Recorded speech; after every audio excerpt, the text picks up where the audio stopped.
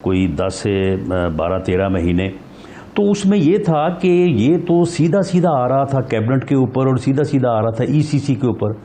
اب اس سے جو ہے وہ پھر دھیان جو ہے وہ ہٹانے کے لیے انہوں نے اس کے فورینزک ایڈٹ کا جو ہے یہ ڈرامہ کیا۔ اب فورینزک آڈٹ جو ہے اس میں آپ دیکھیں کہ اس میں ٹی او آرز بنائے ہیں نظامی صاحب گورنمنٹ نے ٹی او آرز بنا کے تو وہ انکوائری کمیشن کے تحت جو ہے وہ اس کو نوٹیفائی کیا۔ اب وہ آپ ٹی او آر سارے پڑھ لیں، تقریباً وہ اے سے لے کے آر تک کوئی تقریباً 17-18 بنتے ہیں۔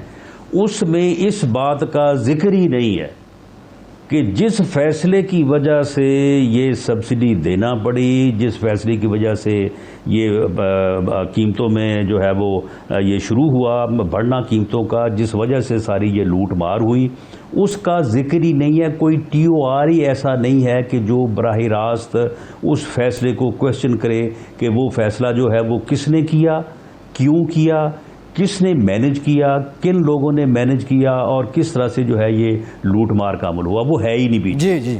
اب اس کے بعد جو انہوں نے یہ 10 جو شوگر ملز کا نظامی صاحب انہوں نے جو ہے کیا ہے، اس میں انہوں نے جو ہے سلیکشن وہ بڑی پولیٹیکلی موٹیویٹڈ ہے۔ جہانگیر ترین صاحب کی 6 شوگر ملیں ہیں، 5 یا 6، ان میں سے 2-3 ایسی ہیں جو ان کی پوری فیملی کی اونڈ ہے، انہوں نے وہ نہیں لی۔ انہوں نے ان کی وہ شوگر ملیں شامل کی ہیں جس میں وہ جو پیپلز پارٹی کے جنوبی پنجاب سے صدر ہیں احمد محمود صاحب، ان کے ساتھ جو پارٹنرشپ میں ملیں ہیں وہ لی ہیں۔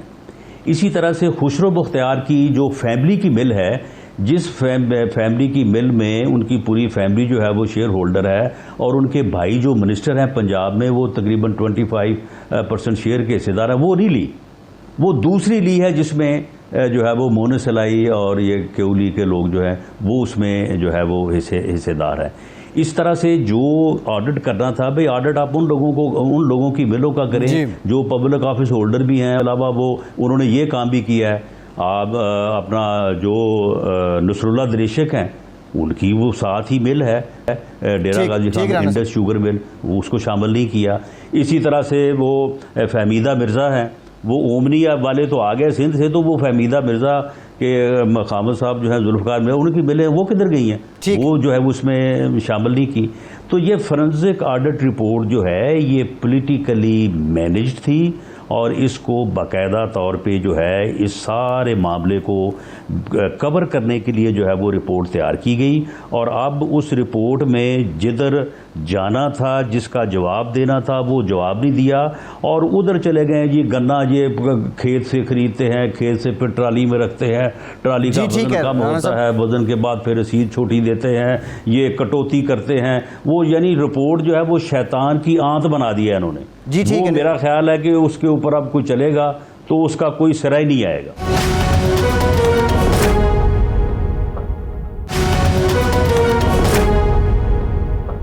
پاکستان تو اس وقت مختلف قسم کی آفات میں گھرا ہوا ہے، لیکن جو عام آدمی وہ سوچتا ہے کہ اپوزیشن اور حکومت جو ہے وہ ایک دوسرے کی ٹانگیں کھینچنے اور ایک دوسرے کی پوائنٹ سکورنگ میں مصروف ہے۔ تو آپ نہیں سمجھتے کہ اس مرحلے پہ سب کو ایک پیج میں آ جانا چاہیے، اور یہ جو اس قسم کی جو میلے قسم کی سیاست کی جا رہی ہے یہ بعد میں کی جا سکتی، پہلے ملک کو تو ٹھیک کریں آپ؟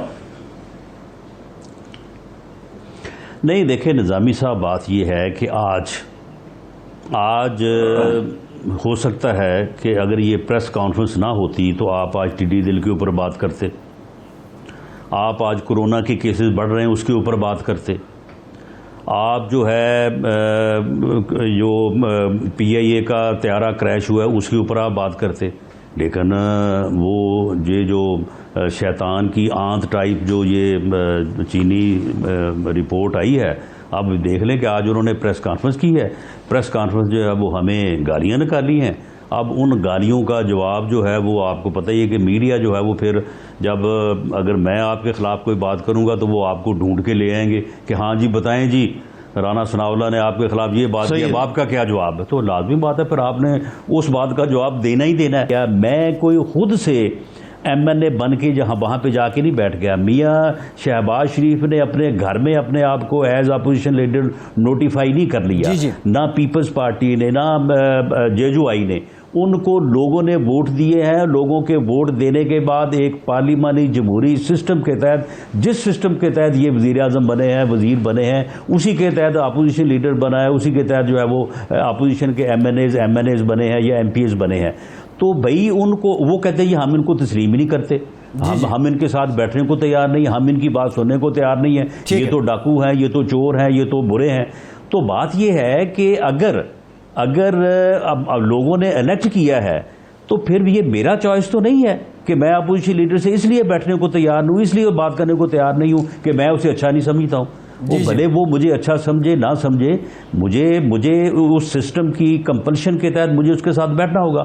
آپ مجھے بتائیں کہ اپوزیشن کی کون سی جماعت ہے جس نے یہ آفر نہیں کیا کہ جی ہم آپ کے ساتھ بیٹھنے کو تیار ہیں کورونا کے مسئلے کے اوپر, ہم آپ کے ساتھ بیٹھنے کو تیار ہیں, یہ باقی جو جتنی بھی مشکلات ہیں. آگے سے ان کا کیا جواب تھا؟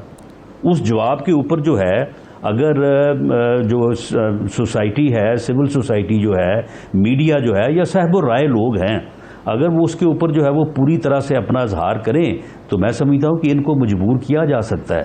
یا پھر یہ علیحدہ ہوں, یہ کام ان کے کرنے کا نہیں ہے, یہ گھر بیٹھے کوئی کسی اور کو موقع دے. تو یا پھر یہ ہے کہ جو اس سسٹم کے تقاضے ہیں ان تقاضوں کے مطابق جو ہے وہ عمل کرنا ہوگا. یہ میرا چوائس نہیں ہے کہ کیونکہ جی میں نظامی صاحب کو اچھا نہیں سمجھتا تو لہٰذا میں نے ان کے ساتھ ہاتھ نہیں ملانا, میں نے ان کے ساتھ بیٹھنا نہیں ہے, میں نے ان کے ساتھ کوئی مسئلہ ڈسکس نہیں کرنا. رانا صاحب یہ تو سب باتیں اپنی جگہ ہیں, لیکن جب حکومتی وزیروں کی بات کریں یا شہزاد اکبر صاحب جو بیسکلی عمران خان صاحب کے احتساب کے مشن کو ایک طرح سے لیڈ بھی کر رہے ہیں, وہ جب بھی پریس کانفرنس کرتے ہیں وہ بڑا اسپیسیفائڈ ٹارگیٹڈ قسم کے الزامات آپ کی جماعت پہ لگاتے ہیں. مثال کے طور پہ آج جس طرح انہوں نے بات کی کہ پچھلے 5 سالوں میں 29 ارب سبسڈی دی گئی, 29 ارب روپے, اور جس میں سے 26 ارب آپ کی حکومت نے دی, 20 ارب شاہد خاقان نے دی, اور پھر انہوں نے شاہد خاقان عباسی صاحب کو لائق اعظم بھی کہہ دیا, وہ ٹانٹ بھی کر دیا. لیکن آپ کا جواب اس کے فوراً بعد مریم صاحبہ نے پریس کانفرنس بھی کی, آپ کی دوسرے درجے کی قیادت ہو یا شہباز شریف صاحب ہو, ایون آپ ایک عوامی سا عمومی سا جواب دیتے ہیں, وہ جو مخصوص الزامات ہیں ان کا جواب نہیں دے پا رہے ہیں. ایسا کیوں ہے؟ نہیں دیکھیں, مخصوص الزام سے مراد یہ ہے کہ جو ایک اسپیسیفک معاملہ ہے, جو یعنی وجہ جو ہے وہ تنازع تھی وہ یہ تھی. آپ مجھے یہ بتائیں کہ چینی کی قیمت تھی اس ایکسپورٹ کے فیصلے سے پہلے 53 فی کلو. اگر یہ جو ہے قیمت یہ 53 روپے فی کلو ہی رہتی, یہ 85, 90, 92, 93 پہ نہ جاتی, کیا ہیو اینڈ کرائی ہوتا؟ کیا کوئی انکوائری کا مطالبہ کرتا؟ کیا کوئی انکوائری کمیٹی بنتی, انکوائری رپورٹ آتی, اس کے اوپر فورینزک آڈٹ کی ضرورت پڑتی؟ بالکل نہیں. تو پھر یہ جو عمل ہوا 53 سے لے کے 93 تک کا, جس میں 100 ارب روپے کا ڈاکہ ڈلا, اب اس عمل کو 100 ارب کو وہ لا رہے ہیں 2 ارب پہ, پھر اس 2 ارب کو گول کرنے کے لیے جا رہے ہیں پچھلے 26 ارب پہ. او بھائی یہ سبسڈی تو مسئلہ ہی نہیں ہے, اس کا اسپیسیفک جواب ہم کیا دیں, اور اس کا اسپیسیفک جواب کیوں مانگا جاتا ہے؟ جبکہ اگر آپ نے ایک سال میں دی ہے سبسڈی 20 ارب اور 20 ارب کا زر مبادلہ آپ کو حاصل ہوا ہے, آپ نے بہت اچھا کیا ہے, یہ بڑا صحیح فیصلہ تھا. لیکن اگر قیمت جو ہے وہ 53 تھی اور 53 ہی رہی ہے, اگر آپ نے 20 ارب بھی دیا اور ساتھ لوگوں کو بھی جو ہے وہ 100 ارب کا جو ہے وہ ڈاکہ ڈلوایا, تو پھر آپ کے وہ 20 ارب بھی قابل قبول نہیں ہے اور آپ کے 2 ارب بھی قابل قبول نہیں ہے. وہ بھی پھر چوری ہے, وہ بھی چوری ہے. اب معاملہ یہ ہے کہ اب اس بات پہ وہ آتے نہیں ہیں.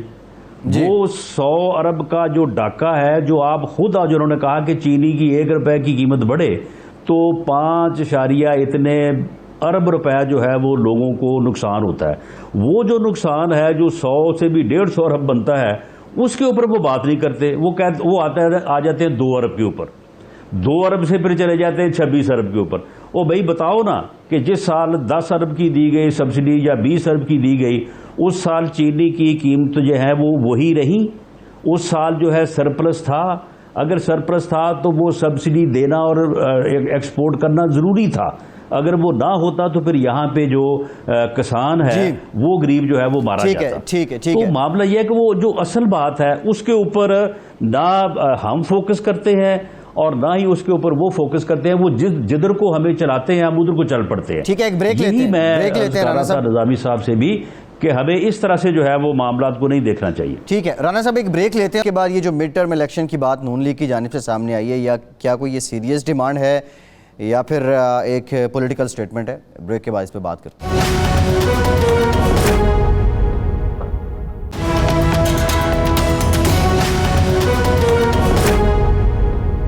بریک کے بعد ایک بار پھر سے آپ کو پروگرام میں خوش آمدید کہیں گے. رانا ثناء اللہ صاحب بھی ہمارے ساتھ موجود ہیں. نظامی صاحب آپ کی طرف آتا ہوں. نظامی صاحب, یہ مڈ ٹرم الیکشن کی بات کی احسن اقبال صاحب نے, پھر ٹڈی دل کے حملے کی بھی انہوں نے بات کی. ظاہر ہے وہ ایک میسج کا مطالبہ ہے. کسان جو اکثریت ہے پاکستانی لوگوں کی وہ دیہات میں ہی رہتی ہے, لیکن یہ مڈ ٹرم الیکشن نظامی صاحب آپ کو کیا لگتا ہے, کیا یہ کوئی سیریس ڈیمانڈ ہے نون لیگ کی؟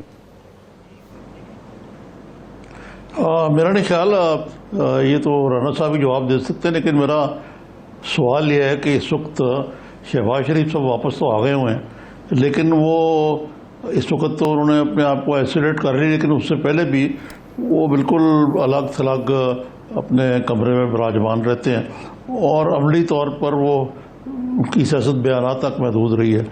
تو 4 ماہ تو انہوں نے وہاں گزار دیے. یہاں آ کے بھی بڑے, میں جو پی ایم ایل این میں دیکھتا ہوں بڑے مکس سگنل جا رہے ہیں. کچھ لوگ کچھ مایوس سے ہوئے ہیں اپنی قیادت سے کہ وہ سٹینڈ نہیں لے رہی. مثلاً یہ ہے کہ جو مڈ ٹرم الیکشن کا میں نے کل بھی عرض کیا تھا, مڈ ٹرم الیکشن جو ہے اس کے یا تو آپ سڑکوں پر پریشر ڈالیں, اور اگر آپ اسٹیبلشمنٹ کے ذریعے ان کو فارغ کرنا چاہتے ہیں تو وہ حکمت عملی بھی مجھے تاحال تو کامیاب ہوتی نہیں نظر آتی. تو رانا صاحب یہ کس طرح گاڑی آگے چلے گی؟ آپ سب سے بڑی اپوزیشن جماعت ہیں, تو اس کو یہ نہ ہو کہ آپ کی سپورٹ جو ہے وہ ایروڈ ہونی شروع ہو جائے اس مایوسی کی بنا پر. نہیں دیکھیں, اس میں نظامی صاحب معاملہ یہ ہے کہ اگر باقی ساری چیزیں جو ہیں وہ درست ہوں, یعنی یہ ٹڈی دل کا حملہ بھی نہ ہو, یہ مہنگائی بھی نہ ہو, یہ لوگوں کے کاروباروں کا جو بٹھا بیٹھ گیا ہے, یہ ویسے کورونا کے سے پہلے بھی یہی حال تھا. یہ کورونا سے تو آگے یہ ہوا نا کہ جہاں پہ ستیہ ناش وہاں پہ سوا ستیہ ناش, پہلے بھی حالات کوئی نہیں تھے.